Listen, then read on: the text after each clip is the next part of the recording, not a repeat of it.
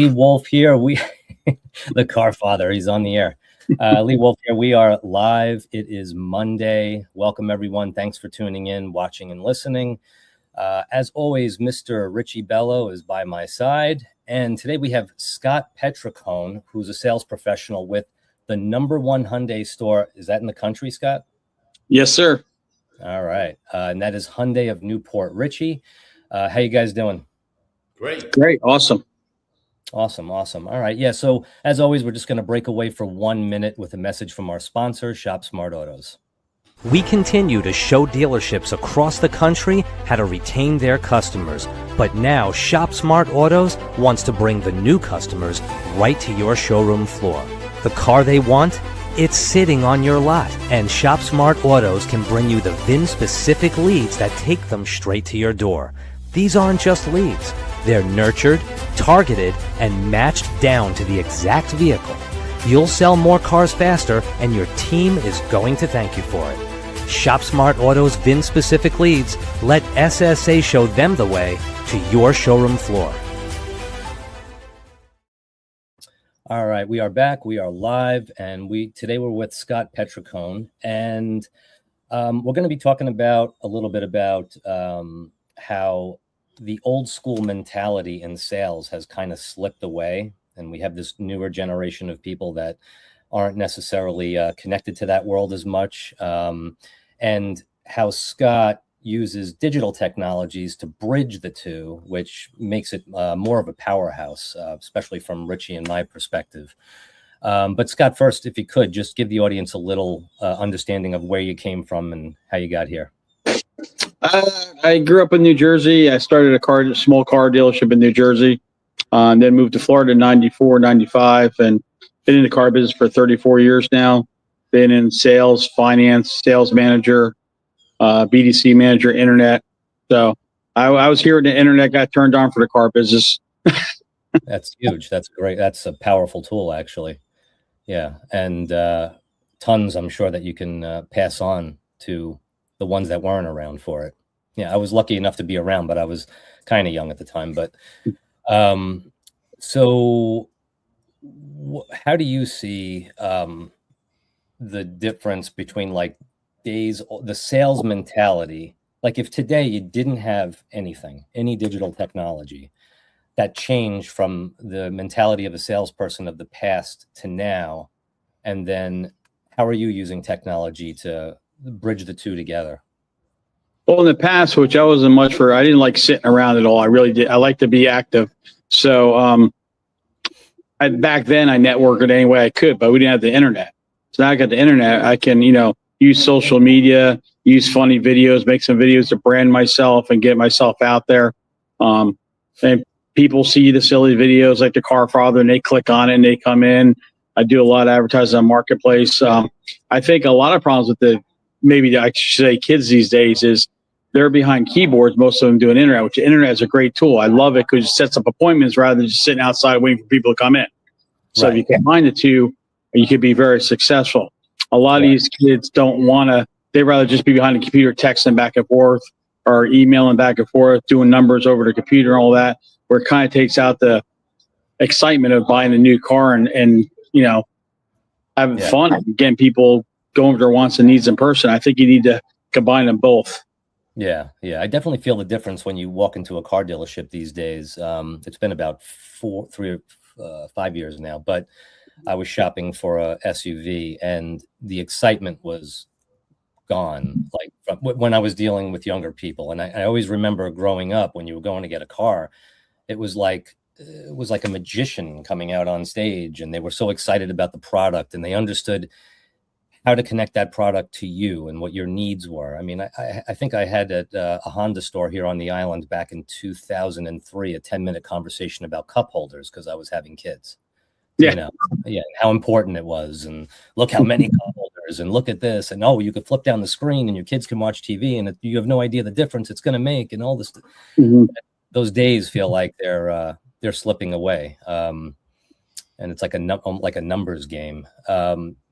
So one more question before I know Richie's going to want to jump in here. The brand. I know you mentioned people are seeing it, they're clicking. when did you start branding yourself exactly, and what kind of an uptick did you see because of the brand?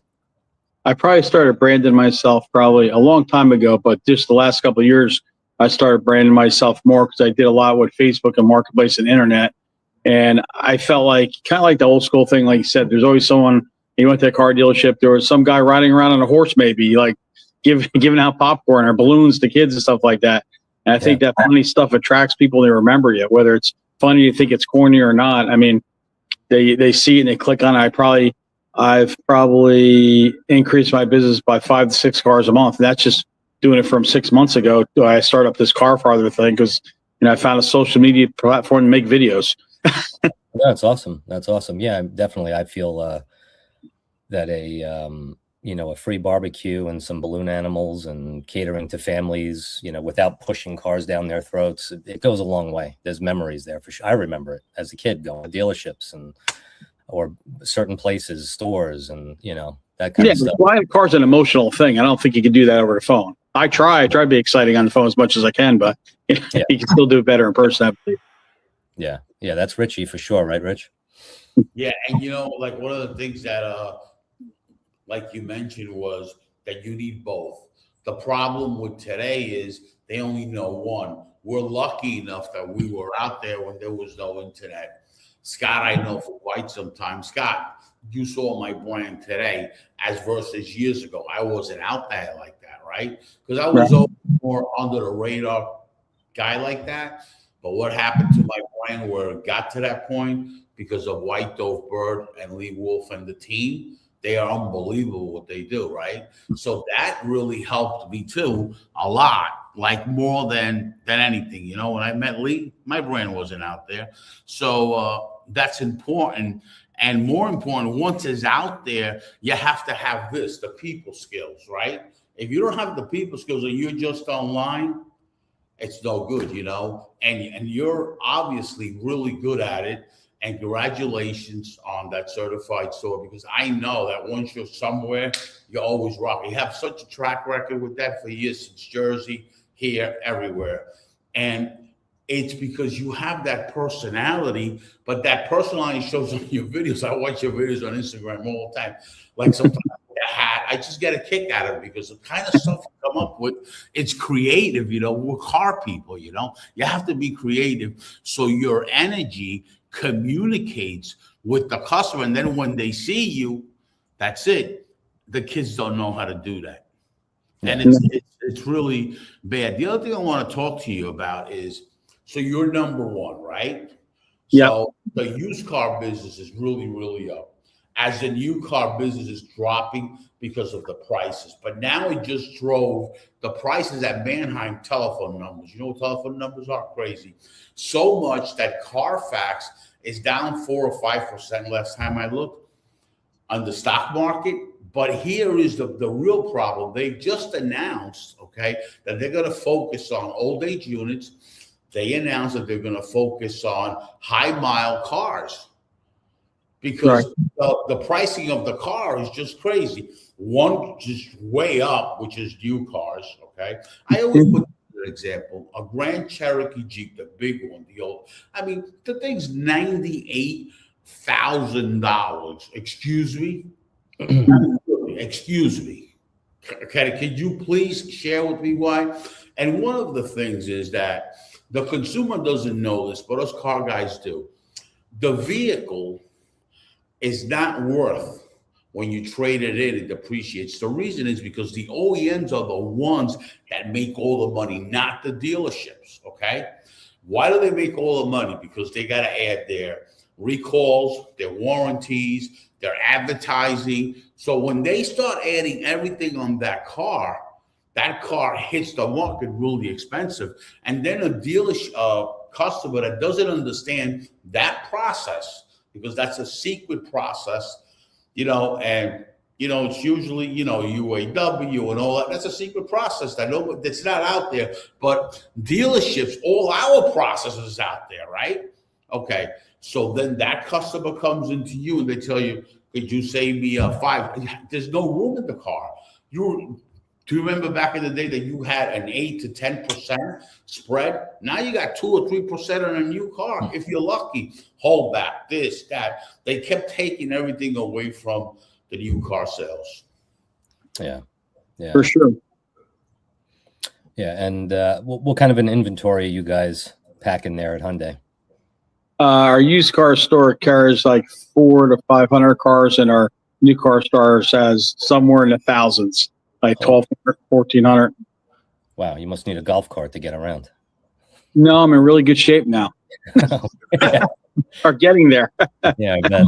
I bet. Yeah, we got a couple of golf carts for sure. We do anywhere from 700 to 800 cars a month combined. Wow. Wow. Yeah. Yeah. I remember getting into shape with that because it was cold. I would bundle up. I had no one to pull cars for me. So I was pulling cars and doing test drives and bouncing back and forth. And yeah, those were some long days in dress shoes. Pushing snow off cars. What'd you say? Pushing snow off the car. Yeah. That was fun too. Oh my goodness. Scott, I sent you a screenshot of a customer that reached out to me. He goes by the name of Sag, and he's in Connecticut, right? Hey, Richie, do you know a dealership in Connecticut? Because, I got Shop Smart, so everybody reaches out to me, right? Here's what's funny. I sent him to this dealership. I don't want to say their name. Mm-hmm. Goes in to buy a new car. As he's going in to buy a new car, they flip him in a used car. The guy doesn't dress up like, he's a humble guy. He moved to California, he's in the music business, all that. So he goes to that dealership to buy a car. They put him on a used car. They negotiate back and forth the numbers, all that. He says, listen, I want a new car. Then the qualification came up. He says, well, are you financing or what? How you paying for it? And could you really afford it? So you know what the guy said? I have $25,000 down, and I could pay for the car in full. I need a new car because I buy a car and I keep it for at least 10 years. So the salespeople, they perceive something that's not necessarily there. As we all know, your perception is reality. And I'm seeing a lot of that. Shop Smart Autos has the website, right? But it says info@ShopSmart if you have any problems, So I see a lot of emails going through, and I start, I reach out to them, I talk to them, because obviously that I'm a talker, right? My whole life, right? So I communicate with the customers, and it's really, really these dealerships, not like us, where we know how to agree, overcome, listen to the wants and needs of the customer and put them on the car, right? Even with our agents, you have to listen to the customer, and then you can make a decision. Okay, let me not put them on a car. You need to sit that customer down and qualify him and find out. You can't make a decision, well, you know what, this is too much money for him, because nothing for anybody, it can't be too much money. For some people, it is a lot of money. It all depends. When somebody comes in like that in the music business, moved back from LA, okay, has a music studio, and he shows up in a rental car, and they make a decision because he dresses like that. Well, you don't want to know something?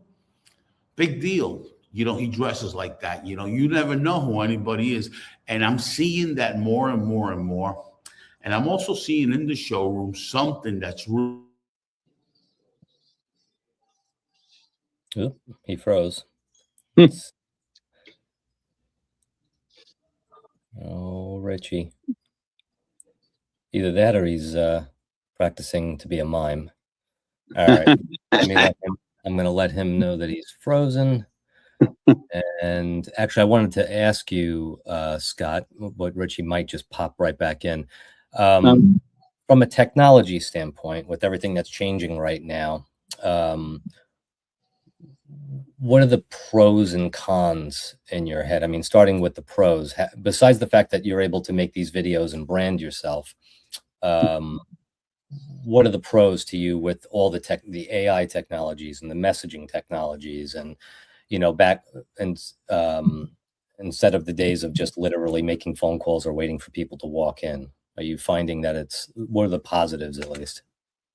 I mean, positives, I think, are reaching out to more customers since the internet. I mean, I started an internet department by accident with AutoNation, bought a store in Florida I was at in '99. I said, hey, kid, you can use the internet thing. We got internet leads come in. You want to handle these? I'm like, yeah, sure. Yeah, it's a computer. Great.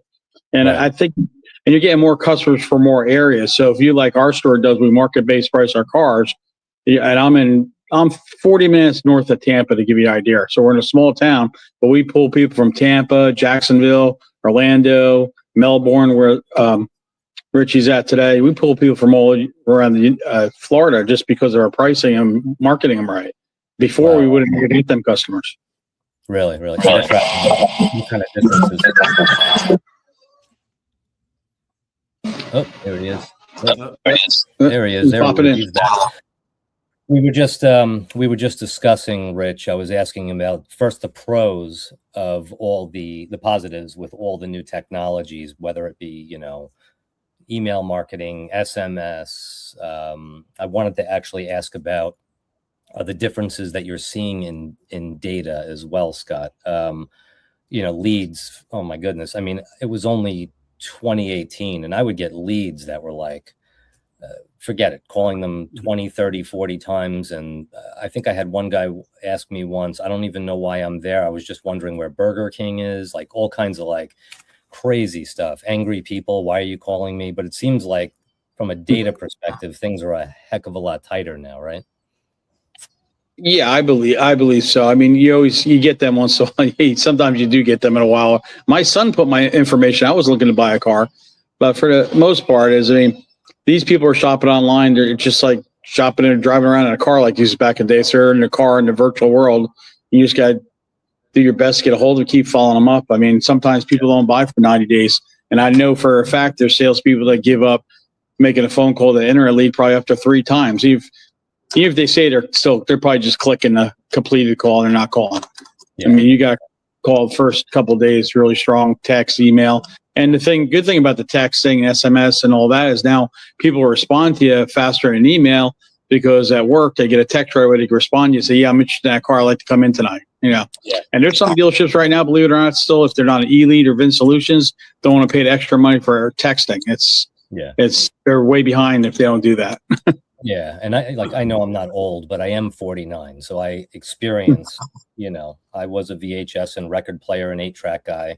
And here we are now. I was the guy, I'll never do email. I'll never need it. I'll never do texting. I'll never need it. I tell every company, every doctor, everyone now, just text me. Like, I don't want to go through my voicemails. I don't want to go through all my emails to find you. Just text the accountant. Just send me a text. Hey, give me a call. That's all I need or whatever, Yeah, definitely. I didn't think I was going to be that guy, but I am most certainly that guy. I need it quick and easy. But now what about, so from the cons standpoint, how would do you feel that it's dumbed down the situation? Has it made people more disconnected? I think you get a lot of opposed to them coming through the front door. You mean opposed to them coming through the front door? You can do like what Richie's talking about. If you do a good needs analysis and go over what their wants and needs are, you can probably land them on a car that day and sell them that day. Right. Over the computer, you're going to be following up with them. They're going to want more. They're going to be shopping other dealers. They're going to want numbers. And I know there's plenty of dealers right now that say, "I don't give them numbers. You're just giving them a ticket to buy or give them a way to negotiate." Well, if you don't give them numbers, the next dealer is going to give them numbers. Right. So, but it does hurt it hurts a little bit, because you might lose some deals that way. But if you handle it the right way, you'll get them in. Right. Yeah, Rich, what are your thoughts on or if you had something, you were right in the middle of something when you got disconnected, but the pros and cons of the technology we were discussing. Well, I really think coming from the world of there was not really any technology, so much easier now to brand yourself. It's so much easier for you to sell a car. I mean, years ago, when you walked into a dealership, the first thing he did was put your picture in the newspaper, in the local newspaper, Right. And it was out there. We only did it once. Now, with these videos with TikTok, I got to tell you something. I've gotten so many guys on TikTok that are starting out car guys, okay, and need help, okay. I'm turning some of them on to Fran Taylor because he's got a good program for these new guys that are selling 10, 12 cars and are not doing it, and they want to get to 30 and they're young. You know, and when I see that, I try to help them out. That's why I bring these guys into the podcast more, you know. And the reason I bring them in is because they don't have they're not us, you know, Scott. They're just not. And they do business a whole different. They concentrate more on social media and more on that. But what happens when that customer does come in? You got to understand, if you don't have both worlds, you actually have a problem, you know. And they're very good with social media and all that. But when somebody walks in, they're like, what? You know what I mean? Yeah. They don't know the process. They know the process here. And, you know, it's really, that's where they need help. A lot of these guys, you know, because, I mean, you see younger guys like that. What's going to happen to this business? You know what I mean? Yeah. And it's getting to be like difficult for them. And perception of the customer that's coming in actually thinks, and they see a young kid like that, so they bought 5 or 6 cars, so they're gonna try to run all over them, you know. Yeah. And the whole situation is, I always used to say, and I'm pretty sure you did, I do this for a living every day. There's no customer that's gonna come in here and try to do anything. But today they're so educated, and today they have so much knowledge. And here's a situation with that knowledge. That knowledge is about dealerships, but they don't have the knowledge about the OEMs. I mean, the OEM spent a lot of money, but the dealership has to now spend the money in marketing to go to your dealership, okay? The OEM puts national ads together. Now, that cost, dealer operating cost, that's very expensive. And when a customer comes in, as I say, you know, we have to leave our lights on to service you, you know.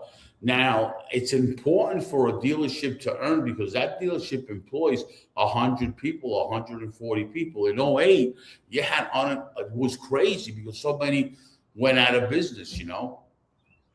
And that's what customers got to understand. And, you know, when a customer comes in on price, of course, they're going to talk to you about price, because that's how we drive them into the store. Now there's a value. For an example, #1 certified pre-owned in the USA, in the United States of America, you're #1. That has a value. That means, Mr. Customer, I'm doing the right thing when we sell a car.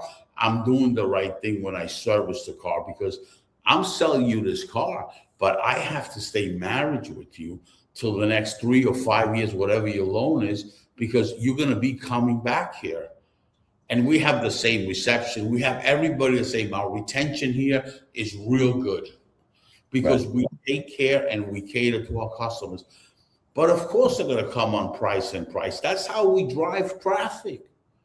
Now, God sells that value. And that's what these kids don't know. They think that price that they come in, that's what they sell. I worked in a store when I was 19 or 20. You were saying before the thick skin situation. Let me tell you something, how thick skin it was. I was 19 years old, Saturday meeting. And that store is still in business. Whoever sells this car on the ad will go home. We'll take the demo, drive them home, and leave them there. And then you can explain to your wife how weak you are. That's how it was. Okay? That's the same thing if you don't get a TO. Right. From that car, they come on the ad car, you got to come up with a story with some cockamamie bullshit. That's how it was. That was 40 years ago. Okay? Right. So the evolution of it has changed, and it's still the same thing as far as driving traffic. You got to drive them in with the price. Mm-hmm. How are you going to do it without that? Right. And it's very interesting how the evolution is going, and more technology. And talking about AI agents like Shop Smart Autos, you got to have 40 touches. Okay. Yeah. Before that conversion happens, before you sell a car. And what happens in a showroom? They got 4 or 5 touches. Salespeople and BDC people are not really good on the phone, more in person, right? If I put customers in front of you versus sending you leads online, what are you going to do with that? We don't know that. We used to get traffic in the showrooms. That's minimum. I have a question to ask you, Scott. Are you seeing the traffic walk in? I'm saying walk-in traffic. No leads, no nothing. These people that walk in go down, diminish? Oh, for sure. The last 10 years or even Yeah. more than that. I mean, when the internet came out, because they're doing their shopping online and, like you said, price base. And that's how our store is successful is, we got a great guy named Parth. That's our general manager for the used cars, and he prices them right and gets on there, and you got technology to price them and make sure you get the best price in all of Florida. And that's how we get so many people. Wow. I'm in Melbourne, right? So I went to this store, a Lexus store here. And interesting enough, the general manager told me, we have no traffic in the showroom. Our problem is not the showroom. Our problem is the traffic we have online. We need to convert more of it. It's never enough because it's only appointments. People only show up here on appointments. Now you got a different type of people there, the Lexus people, doctors, this lawyers, that, with these numbers that they have on there, $60,000, $80,000, very expensive. Okay, so I'm seeing that a lot, and I saw it live just Tuesday that the general manager told me we have no traffic. Nobody walks in here, but appointments do. Right. And it's amazing how things have changed. Scott, you've been in the business as long as I have. How things have changed a lot. Yeah. It's I was thinking about it last night, kind of like reading up on this show and getting ready for today. Sometimes I wonder, do we see a world 10 years, 15 years from now where the showroom experience disappears because of how desensitized and how online everything is? Are we going to be just driving cars to people's doors to check it out because they know exactly what they want and how they want it and what the price should be? And what do you think about that? I would hope not. I would hope not. I mean, I know kind of like Tesla is trying to do that. I think they've done it to a point where the people go right there. There's no salespeople and they order it, but I don't think like Richie's talking about different type of customers. I've worked in Highline stores. I worked in domestic, and I don't think that would happen in the domestic market as much as Highline customers, if that makes any sense. Yeah, maybe Highline customers, doctors, surgeons busy, you have to bring it to his place, have him DocuSign everything online, drop off the car. But I don't think in my market, in the area that I'm in, blue collar people, I don't think that's going to happen. Yeah, I mean, to the point where you get numbers and they might come, they still want to look at the car. I mean, I wouldn't buy a $30,000. I mean, you're talking about, Richie's talking about cars. Like I was at Chevy dealership for a long time. I never thought I'd see $100,000 Chevy pickup truck. Yeah. But no one's going to buy a $100,000 vehicle online without coming to look at it. Right. Anyway, I mean, especially with pre-owned cars. And just talking a little bit about that, Hyundai did a deal with some dealers, I believe, with Amazon to deliver cars and stuff like that. If you go to Amazon, you put Amazon Hyundai and you see it.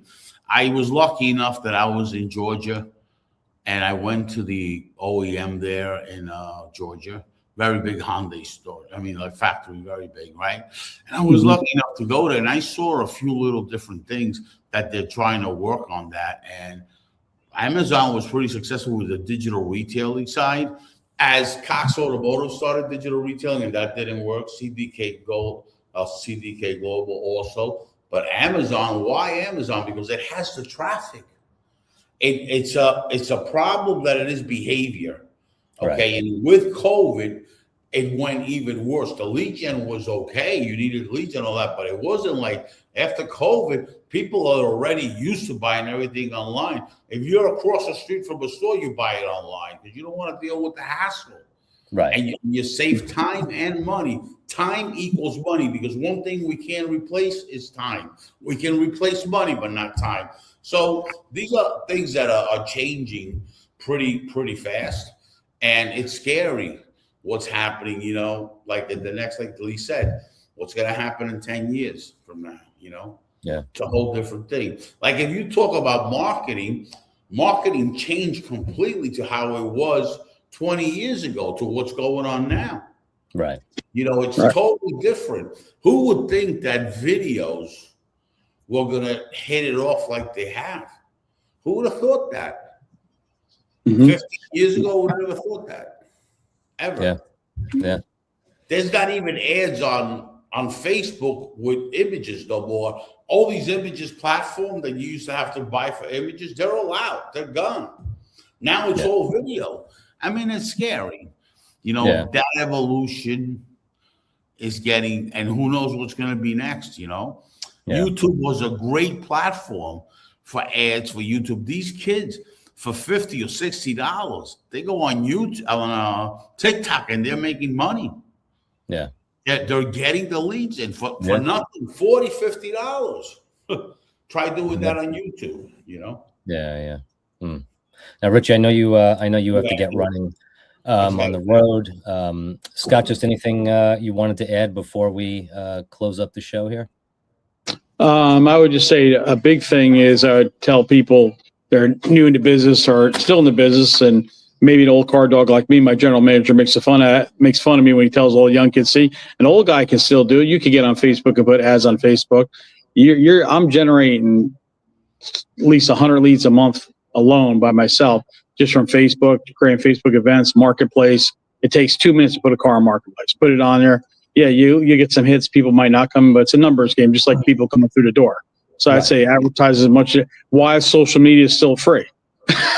Yeah. All right. Awesome. And I just want to remind the audience to check out, Shop Smart Autos and Shop Smart Autos, the number 4 dealers.com. We got all the information you need on VIN specific leads that are always nurtured and never shared. The VIN retention report, which could show you the customers that you've lost, the customers that you've hung on to, and the SSA private seller leads. It's an unbelievable powerhouse if you could get over there. Shop Smart Autos, the number 4 dealers.com. And Richie, as always, thank you for having me by your side. Thank you. And Scott, it was a pleasure having you on the show today.